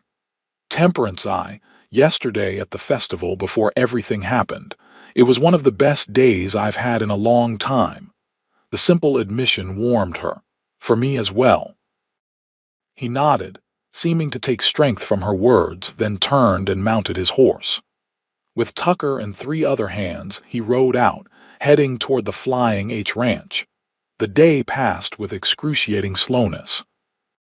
Temperance went through her usual routines: laundry, cleaning, food preparation, but her mind remained fixed on Remington and the confrontation with Hammond. What if things turned violent? What if Hammond had men waiting to ambush them? Mrs. Winters, who had returned from town that morning, seemed equally concerned, though she tried to hide it beneath her usual brisk efficiency. "They'll be fine," she assured Temperance, though her frequent glances toward the window betrayed her own anxiety. "Mr. Caldwell's not a hothead." It was late afternoon when they finally heard riders approaching. Temperance and Mrs. Winters rushed to the porch, watching anxiously as Remington, Tucker, and the others rode into the yard. All appeared unharmed, though Remington's expression was difficult to read. "Well, Mrs. Winters demanded as soon as they dismounted. Tucker answered when Remington remained silent. "Hammond wasn't there. Gone to Carson City on business, according to his foreman. Left instructions not to expect him back for several days." "Convenient," Mrs. Winters commented acidly. Remington finally spoke, his voice tight with controlled anger. "Coward's running. He knows I can prove it was his men who cut the fences. Mason found a monogrammed handkerchief by one of the cuts JH. What now?" Temperance asked. "We fix the fences, double the patrols. And I send a message to Hammond through channels he can't ignore." He turned to Tucker. "Ride back to Carson City. Find Judge Wilson. Tell him I'm filing formal charges and requesting a restraining order against Hammond and his men." Tucker nodded and headed back to his horse, not even pausing for refreshment after the long day. Remington's gaze met Temperance's. "I'd appreciate a word in private if you have a moment." She nodded, following him into the house and to his study, where he closed the door behind them unusual as he typically left it ajar when they spoke alone. "Is everything all right?" she asked, concerned by his somber demeanor. "No," he said bluntly. "I don't believe Hammond's absence is coincidental." He paced to the window, then back. "Word in town is that he's been making inquiries about you." Temperance felt a cold not form in her stomach. "About me? Why would he, to use against me, I assume? He's seen us together, probably guessed that I care for you." Remington's gaze was direct, almost challenging, as if daring her to contradict this statement. When she didn't, he continued. "Hammond's the type to strike at what a man values when he can't win otherwise." The implication that he valued her, cared for her, would have been thrilling under other circumstances. Now, it only intensified her apprehension. "What sort of inquiries?" she asked, dreading the answer. "He's wired contacts in Philadelphia, asking about a school teacher named Temperance Neal." His expression softened. "Temperance, whatever happened back east, it doesn't matter to me. But if there's anything I should know, anything Hammond might try to use, there was a scandal," she admitted, her voice barely above a whisper. "At the school where I taught, the headmaster. He developed an attachment to me, though I gave him no encouragement. His wife discovered his feelings and accused me of impropriety." The words came harder now. There was nothing to the accusation, but in such situations, the truth rarely matters. The school closed rather than face the scandal. "I lost my position, my reputation. I had nowhere to turn except west." Remington listened without interrupting, his expression grave but not judgmental. When she finished, he was silent for a long moment. "Thank you for telling me," he said finally. "It changes nothing about how I see you." Relief washed through her. "You believe me?" "Of course I do." He stepped closer, taking her hands in a gesture more intimate than any they had shared before. "Temperance, I've known many men like that headmaster, weak men who blame others for their failings. You deserved better than to bear the consequences of his inappropriate feelings." Tears pricked at her eyes, unexpected and unwelcome. "I feared if you knew what, that I'd think less of you." He squeezed her hands gently. "I've watched you work tirelessly for months, seen your kindness, your intelligence, your strength. Nothing Hammond could discover would change what I know of your character." The simple declaration, delivered with such conviction, touched her deeply. Without thinking, she raised one hand to his cheek, the gesture as natural as breathing. "Thank you." For a breathless moment, they stood close enough that she could feel the warmth of him, see the small flecks of darker blue in his eyes. His gaze dropped briefly to her lips, then back to her eyes, a question in them that made her heart race. The study door opened abruptly, shattering the moment. Mrs. Winters stood there, looking apologetic but urgent. "Begging your pardon, Mr. Caldwell, but Sheriff Daniels is here. Says it's important." Remington stepped back, his professional demeanor returning. "Thank you, Mrs. Winters. I'll see him immediately." As he left, he gave Temperance one last look, a promise, she thought, that their conversation wasn't finished. In the days that followed, tensions between the rocking R and the flying H reached new heights. Sheriff Daniels had brought news that Hammond was indeed filing countercharges, claiming Remington's men had trespassed on his property and sabotaged his equipment. The sheriff, clearly uncomfortable being caught between two powerful ranchers, had suggested a cooling-off period while the judge considered both sides. Remington had agreed, but he'd also increased security measures around the ranch. Men patrolled in pairs now, and no one ventured near the northern boundary alone. The atmosphere was tense, everyone waiting for Hammond's next move. Despite this, or perhaps because of it, Remington and Temperance found themselves drawing closer. Their evening conversations continued, taking on a new depth and intimacy after her revelation about Philadelphia. Though propriety still governed their interactions, there was an unspoken acknowledgement between them that their feelings had grown beyond mere friendship. September gave way to October, bringing cooler nights and mornings, though the days remained warm. The ranch began preparations for winter, ensuring adequate hay supplies, checking buildings for repairs, completing the fall roundup and cattle sales. It was during this busy period that Remington was forced to make a week-long trip to San Francisco regarding ranch business. He was clearly reluctant to leave, particularly with the Hammond situation unresolved, but the business couldn't be postponed. "Tucker will be in charge while I'm gone," he told Temperance the evening before his departure.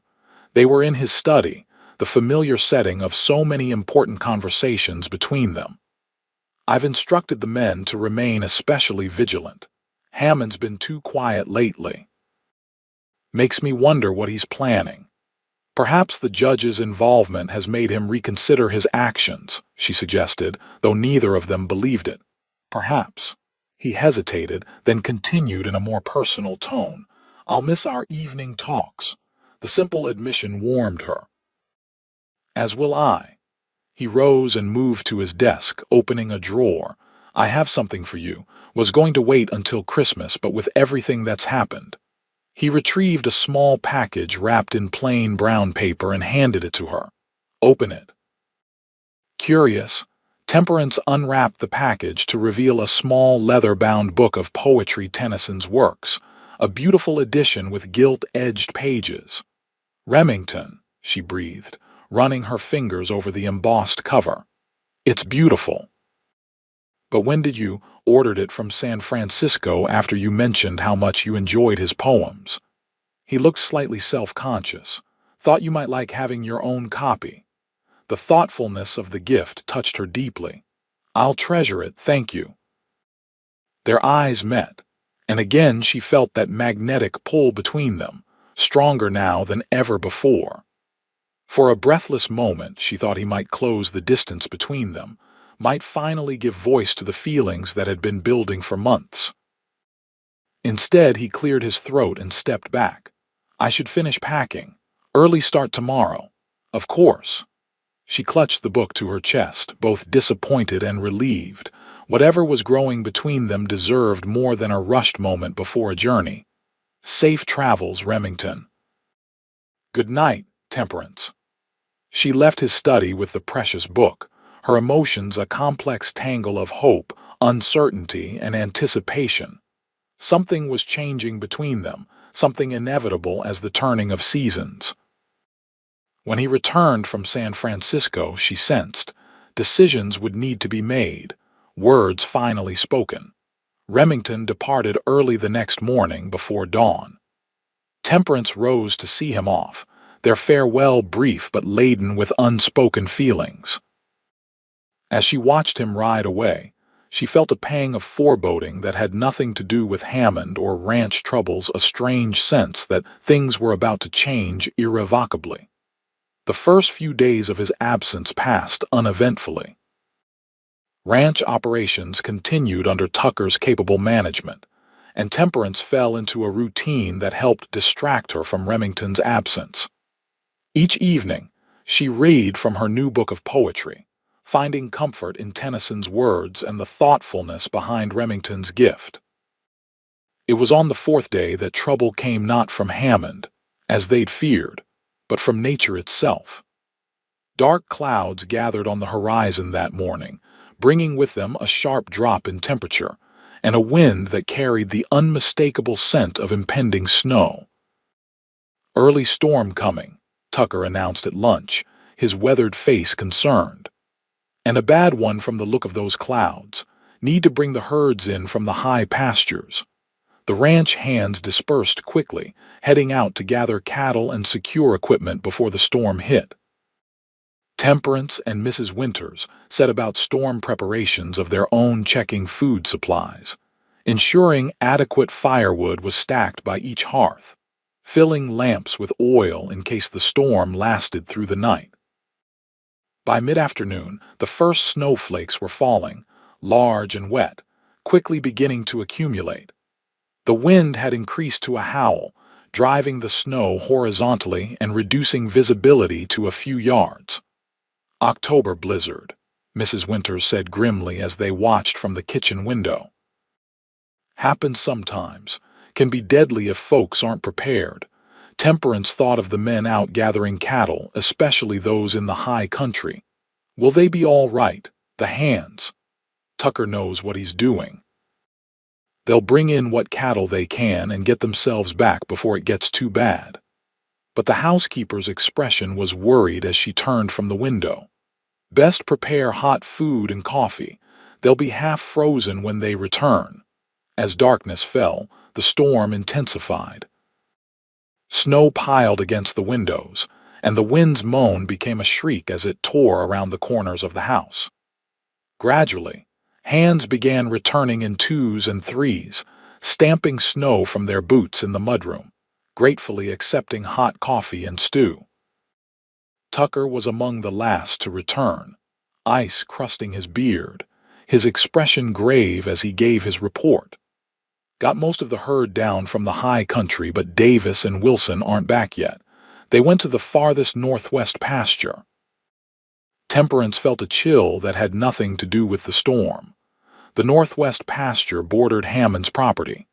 Could they have sought shelter at the Flying H? Tucker's expression darkened.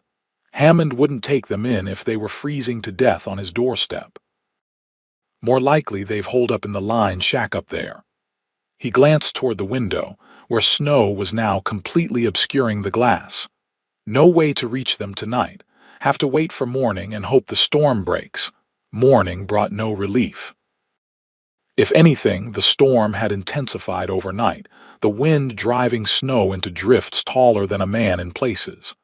Tucker gathered the hands after breakfast, his manner grim. "Davis and Wilson are still out there. We need to try to reach them." He looked around the group of men. "Need volunteers." "Won't lie to you, it's dangerous going out in this. But those boys need help." Every hand volunteered immediately. Tucker selected 3 of the strongest, most experienced riders, and they began preparing for the rescue attempt, layering clothing, packing supplies, readying the sturdiest horses. As they made ready to depart, Temperance approached Tucker. "Is there anything I can do?" The foreman's expression softened slightly. "Pray, Miss Neal, and keep hot food ready. If we find them, they'll need warming inside and out." She watched anxiously as the rescue party rode out into the blinding snow, quickly disappearing from view. Then she returned to the kitchen, where she and Mrs. Winters prepared healing broths, hot coffee, and bandages, everything that might be needed when the men returned. The day stretched endlessly, each hour marked by increasing anxiety as the storm continued unabated. By late afternoon, with no sign of Tucker's party, even Mrs. Winters' stoic demeanor began to crack. "They should have been back by now," she said, peering out the window at the white wasteland beyond. "Or sent word somehow." Temperance was about to respond when the sound of hoofbeats in the yard sent them both rushing to the door. A single rider was dismounting, snow-covered and bulky in layers of clothing. "Remington!" Temperance cried, recognizing him despite his snow-crusted appearance. He stomped into the mudroom, shaking off snow like a great bear. "Caught the last train to Pahrump before they closed the line," he explained, his voice hoarse from the cold. Hired a horse in town and rode through the worst of it to get here. Knew a storm like this could mean trouble. Tucker and 3 men went looking for Davis and Wilson, Mrs. Winters informed him. They're hours overdue. Remington's expression darkened as he shed his outer layers. Which direction? Northwest pasture. Line shack up there. He nodded grimly. I'll go after them as soon as I've warmed up enough to feel my fingers. You can't, Temperance protested. You've just come through the storm yourself.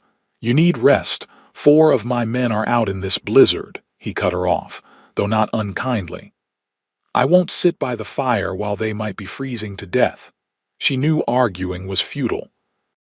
Instead, she bustled about, bringing him hot coffee and food, helping him change into dry clothes, preparing supplies for his journey. All the while, fear gnawed at her fear for the missing men, and now for Remington as well. As he prepared to leave, she followed him to the mudroom, her heart heavy with dread. Please be careful, she said, unable to hide her concern. He paused in pulling on his gloves, his eyes meeting hers. I will. He hesitated, then added softly, I have a powerful reason to come back safely. The words hung between them, weighted with meaning. Impulsively, she stepped forward and pressed a kiss to his cheek. See that you do. Surprise flickered across his face, followed by a warmth that had nothing to do with the fire or hot coffee. He squeezed her hand once, then turned and headed out into the storm.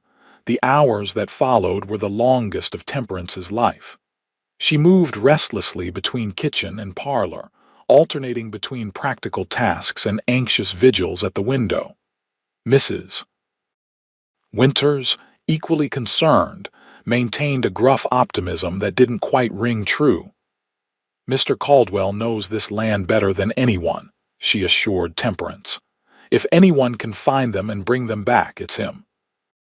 Night fell, bringing even colder temperatures but a slight lessening of the wind. Still no sign of the missing men. Temperance found herself returning again and again to Remington's study, drawing comfort from the familiar space where they had shared so many conversations. She picked up the Tennyson he had given her, finding solace in the familiar verses. It was well past midnight when she finally dozed off in one of the study chairs, the book open in her lap. A commotion outside startled her awake voices, the stamping of hooves, men calling for help. She rushed to the front door, heart pounding, to see Remington helping Tucker down from his horse. Behind them, the other hands were assisting Davis and Wilson, both men barely conscious and alarmingly pale. They need warmth, quickly, Remington ordered as they carried the men inside. Temperance, hot water and blankets. Mrs. Winters, get that fire blazing. For the next several hours, they worked to warm the men who had been caught in the blizzard. Davis and Wilson had indeed taken shelter in the line shack, but its meager protections had not been enough against the brutal cold. They were suffering from severe frostbite and the early stages of hypothermia. Tucker and his rescue party were in better condition, having been properly equipped for the weather, but they too showed signs of their ordeal. Only Remington seemed relatively unaffected, moving with purpose and authority as he directed the rescue efforts. By dawn, all the men were stabilized, wrapped in blankets before roaring fires, fortified with hot broth and coffee. Davis and Wilson would likely lose some fingers and toes to frostbite, but they would live thanks to Tucker's rescue party and to Remington's timely arrival. As the crisis passed and the injured men slept, exhaustion finally caught up with Remington. Temperance found him slumped in a chair in his study, his head nodding as he fought to stay awake. You should rest, she said softly. You've done all you can for now. He looked up, fatigue etched in the lines of his face. Wanted to make sure everyone was settled first. They are, Mrs. Winters and I will keep watch. She approached, gently taking his arm. Come, you need sleep. Too tired to argue, he allowed her to lead him to his bedroom, a space she had cleaned countless times but never entered while he was present. He sat heavily on the edge of the bed, and Temperance knelt to remove his boots. "You don't have to do that," he protested weakly. "Hush. Let someone take care of you for once." He submitted, watching her through half-closed eyes as she set his boots aside and helped him out of his vest and shirt. Propriety suggested she should leave him to manage the rest himself, but he was clearly at the limits of his endurance.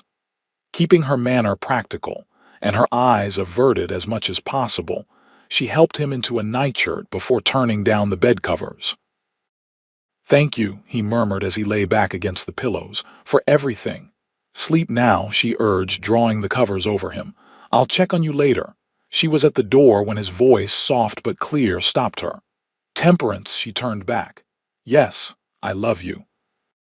The words were simple, direct, unadorned with explanations or qualifications. "Thought you should know, in case I didn't make it back today." Her heart seemed to stop, then race forward. Remington.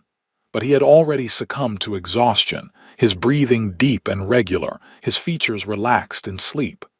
Temperance stood frozen in the doorway, his words echoing in her mind. "I love you." 3 small words that changed everything. She wanted to wake him, to respond, to pour out her own feelings, but he needed rest more than declarations. Quietly, she closed his door and leaned against it, joy and uncertainty warring within her. He loved her. And she, though she hadn't spoken the words aloud, loved him with a depth that sometimes frightened her. But what did it mean for them? She was still his employee, still a woman with a tarnished reputation and no dowry or family connections.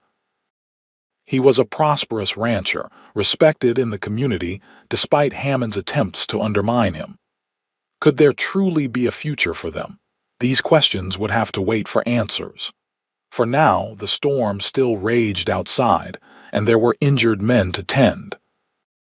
With a deep breath, Temperance pushed away from the door and returned to her duties, Remington's words a warm glow within her heart. The blizzard continued for another day before finally relenting, leaving behind a transformed landscape of pristine white drifts and ice-glazed trees. The ranch slowly began to dig out, assessing damage and checking on livestock that had weathered the storm. Remington slept through most of that day, his body demanding recovery from the ordeal he had put it through. When he finally emerged from his room, looking refreshed though still bearing the shadows of fatigue, his first action was to check on the injured men. Temperance watched him from a distance, uncertain how to approach after his bedside declaration. Did he remember speaking those words? Did he regret them? Her own feelings were clear, but the practical obstacles to a relationship between them remained unchanged. It was late afternoon before they found themselves alone, meeting unexpectedly in the kitchen when everyone else was elsewhere. Remington was pouring coffee. Temperance entered with a basket of mending, stopping short when she saw him. "Oh, I didn't realize." Temperance. Her name on his lips held a wealth of feeling. "I've been hoping to speak with you." She set the basket aside, her heart quickening. "Have you?" "About what I said, before I fell asleep." He looked slightly uncomfortable but determined. "I want you to know I meant it. It wasn't just exhaustion speaking." Relief and joy flooded through her. "I'm glad," she said softly, "because I love you too." The simple declaration transformed his expression, uncertainty giving way to a happiness so bright it was almost painful to witness. In 2 strides he was before her, taking her hands in his. "I should have told you properly. Not half asleep and filthy from the storm." His thumbs traced gentle patterns on her wrists. "I've known for months, but I didn't want to speak until I was certain of your feelings. And there were complications, your position here, Hammond's threats." "And now," she asked, "are the complications gone?" "No," he admitted. "But they matter less than what I feel for you, what we feel for each other." His gaze was earnest as it held hers.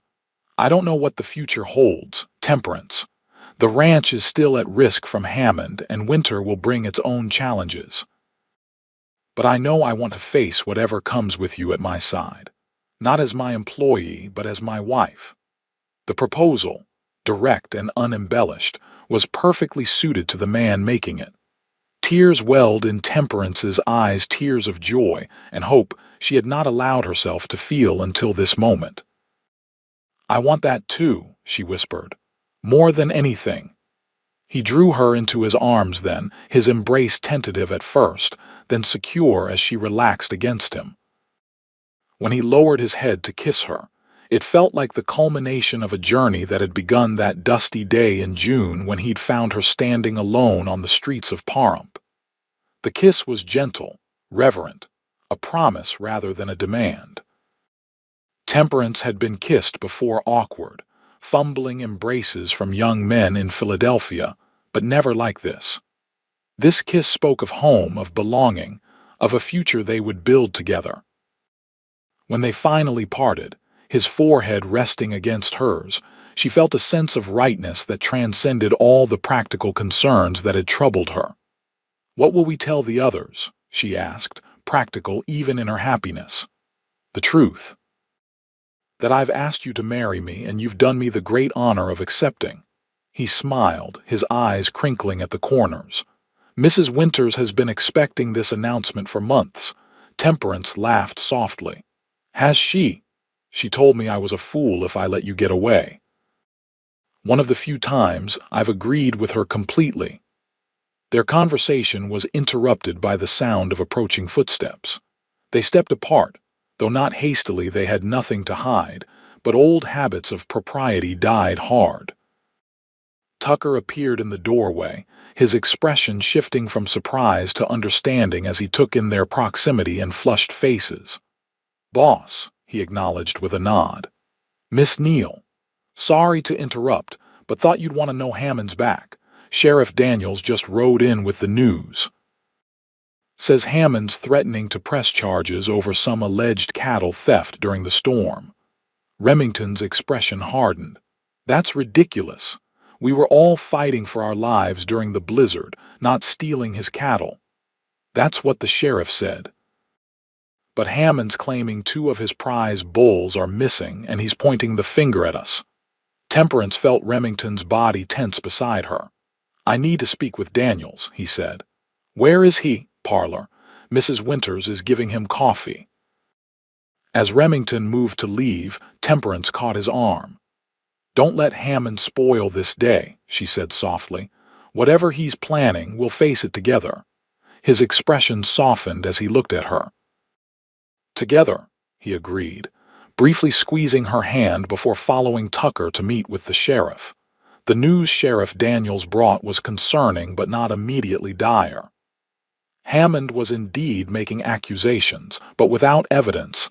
They remained just that, accusations. More troubling was the sheriff's report that Hammond had been drinking heavily since his return, making wild threats against Remington and the Rocking R. "Man's not stable," Daniels concluded, accepting a refill of coffee from Mrs. Winters. "Always been high-strung, but this is different. Something's pushed him over the edge." "His inquiries about me," Temperance suggested. "Did they yield anything he could use?"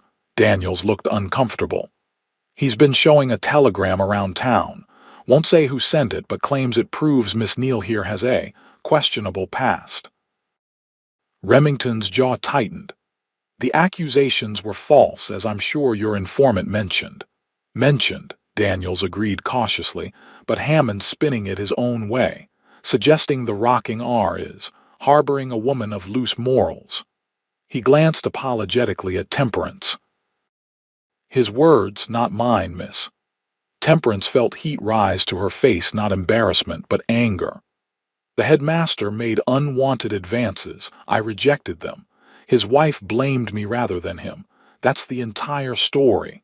Makes no difference to Hammond. He's using it to try to discredit Caldwell." Daniels set his empty cup aside. "There's more. Hammond's daughter left him, ran off with a cattle buyer from Texas. Word is Hammond blames you for that too, Caldwell. Says if you'd married her like he wanted, none of this would have happened. That's absurd, Remington said. I never encouraged Victoria Hammond's attentions. Man's not thinking straight, Daniels repeated. That's why I rode out here to warn you. Keep your men close to home for a while. Don't give Hammond any excuse to escalate this feud. After the sheriff left, Remington gathered his senior hands to explain the situation. Their loyalty was immediate and unequivocal. Hammond's always been a snake, Tucker summarized their collective opinion. But a rattler's most dangerous when cornered, will keep sharp. That evening, when the ranch had settled for the night, Remington and Temperance retreated to his study, their private sanctuary where so many important conversations had taken place. Despite the tensions with Hammond, there was a new ease between them, the barriers of employer and employee finally dissolved. I'm sorry about Hammond's accusations, Remington said as they sat before the fire. You don't deserve to have your name dragged through the mud again. I've survived worse, she assured him. And this time I'm not alone. He took her hand, his thumb tracing her knuckles in a gesture that had quickly become familiar and cherished. No, you're not. Never again. He hesitated, then continued. I was thinking we might marry sooner rather than later. Before winter sets in completely.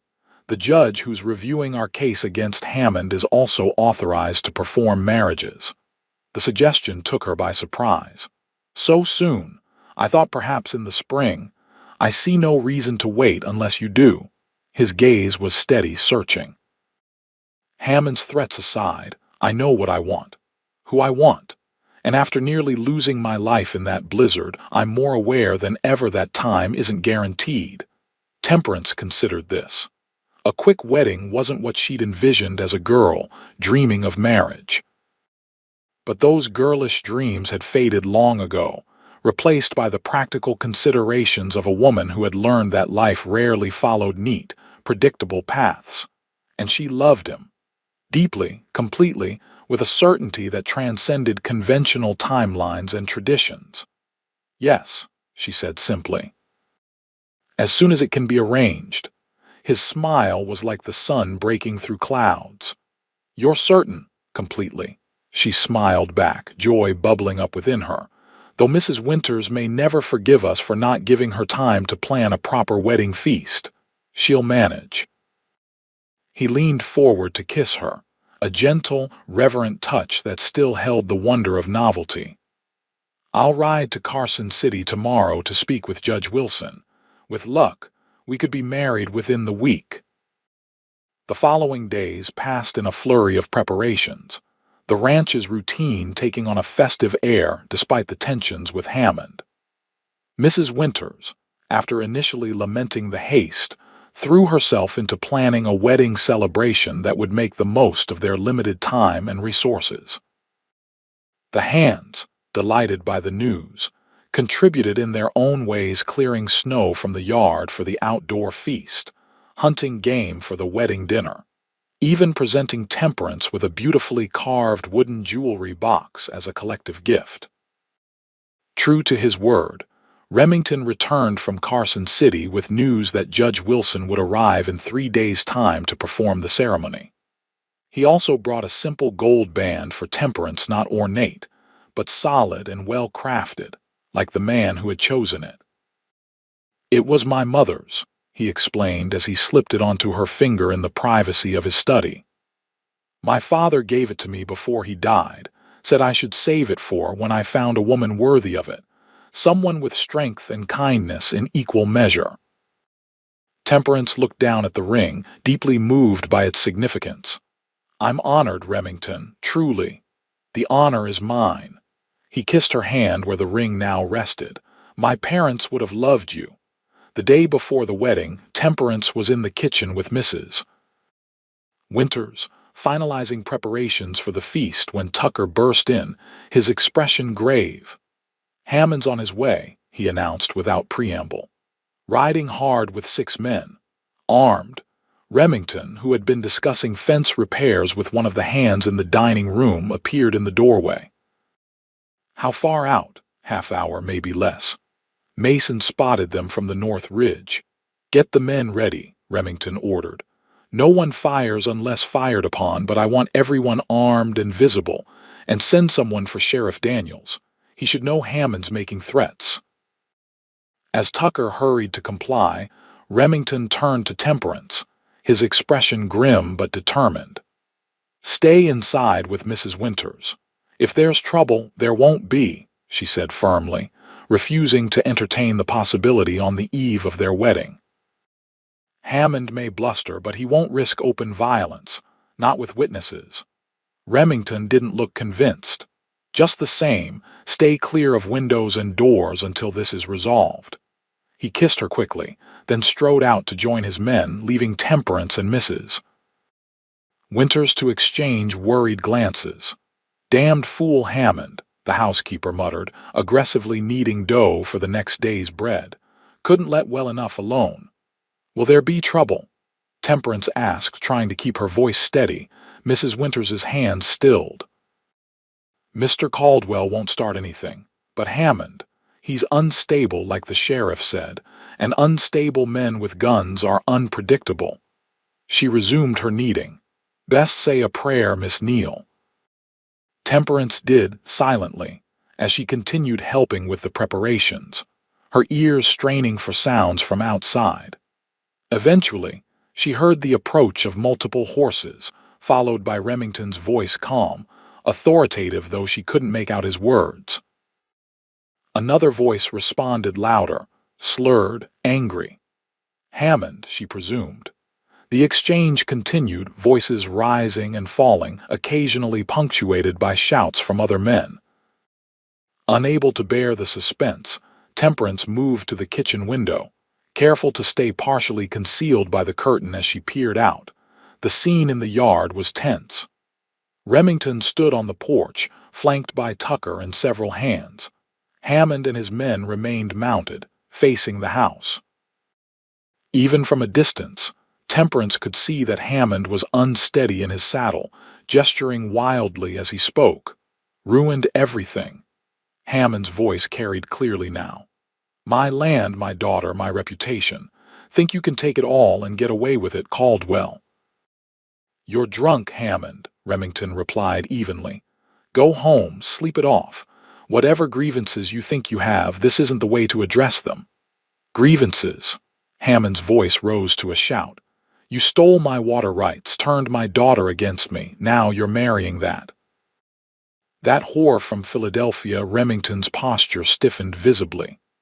That's enough, Hammond. Miss Neal is a lady, and tomorrow she'll be my wife. I won't have her name sullied by a drunk with a grudge. Wife. Hammond spat the word. She bewitched you, like she bewitched that schoolmaster back east. Well, I won't stand for it. The rocking R should have been mine years ago, and by God, I'll see it mine before what happened next unfolded with terrible speed. Hammond reached for something at his waist, a flask, perhaps, or to emphasize a point, but in the heightened tension of the moment, one of his own men misinterpreted the gesture. A shot rang out, followed immediately by a fusillade from both sides. Temperance watched in horror as Remington fell back against the porch railing, clutching his shoulder. Tucker and the others returned fire, sending Hammond's men scattering in confusion. Hammond himself was thrown from his horse as it reared in panic, landing heavily in the churned snow of the yard. Remington, Temperance cried, abandoning caution as she ran for the door. Mrs. Winters tried to stop her. Miss Neal, no, stay inside. But Temperance was already out the door and across the porch, heedless of the danger as she knelt beside Remington. Blood seeped between his fingers where he gripped his shoulder, his face pale but determined. I'm all right, he assured her, though the tightness of his voice belied the claim. Just a graze. Hammond, she followed his gaze to where Hammond lay unmoving in the yard, a growing stain of red spreading across the snow beneath him. Tucker was cautiously approaching the fallen man, his rifle still raised. Dead, Tucker announced after a moment, his voice grim. took a bullet to the chest. Might have been one of his own men in the confusion. The shooting had stopped as suddenly as it had begun. Hammond's men, seeing their employer fallen, had retreated to a safe distance but hadn't fled. They looked uncertain, awaiting direction now that their leader was gone. "Someone ride for the doctor," Temperance ordered, taking charge as she helped Remington to his feet. "And the sheriff. Mrs. Winters, prepare hot water and bandages." The next hours passed in a blur of activity. The doctor arrived from Pahrump to treat Remington's wound, a bullet grazed to the upper arm that was painful but not life-threatening. Sheriff Daniels arrived soon after, taking statements from everyone present about the shooting. It quickly became clear that Hammond had initiated the confrontation, arriving armed and intoxicated with clearly hostile intent. His men, soberer than their employer, confirmed that no one from the Rocking R had fired first. The shot that killed Hammond had indeed come from one of his own men, firing wildly in the confusion. A damned mess, Daniels concluded after his investigation, but a clear case of self-defense and accidental death. Hammond brought this on himself. He looked at Remington, who sat with his arm bandaged, Temperance at his side. "I'm sorry it came to this, Caldwell. Hammond wasn't always like this. The loss of his wife years back, then his daughter running off. It broke something in him." "I never wished him harm," Remington said quietly. "Despite everything." "I know that," Daniels sighed heavily. "I'll need to take the body back to town, make a full report. Hammond's foreman seems level-headed enough. Said he'll keep the Flying H running until they determine who inherits." After the sheriff left with Hammond's body, and the doctor had given final instructions for Remington's care, a somber quiet fell over the ranch. The celebration planned for the following day now seemed inappropriate, the wedding itself in question. "Perhaps we should postpone," Temperance suggested as she helped Remington to his room, mindful of his injured arm. "Under the circumstances, no." His voice was firm despite his weariness. "Unless you wish to wait." "I don't," she admitted. "But a man died today. It seems wrong to celebrate so soon after." Remington sat carefully on the edge of his bed, wincing slightly as the movement jarred his wound. "Hammond chose his path. I won't let his final act be disrupting our happiness." He looked up at her, his expression resolute. "We'll proceed as planned, though perhaps more quietly than we'd intended." She nodded, relieved. "I'll speak with Mrs. Winters. A simple ceremony, just the ranch family." "Perfect." He caught her hand as she turned to leave. "Temperance, today when the shooting started, you ran to me despite the danger." "Of course I did. It was reckless," he chided gently, "but I've never felt so cherished as I did seeing you there, heedless of your own safety." She smiled, touching his cheek. "Get some rest. Tomorrow is a big day." The wedding took place the following afternoon, just as planned, though with a more subdued atmosphere than originally envisioned. Judge Wilson, informed of the previous day's events, kept the ceremony brief but meaningful. In the main parlor of the Rocking R with Mrs. Winters, Tucker, and the ranch hands as witnesses, Temperance Neal became Mrs. Remington Caldwell.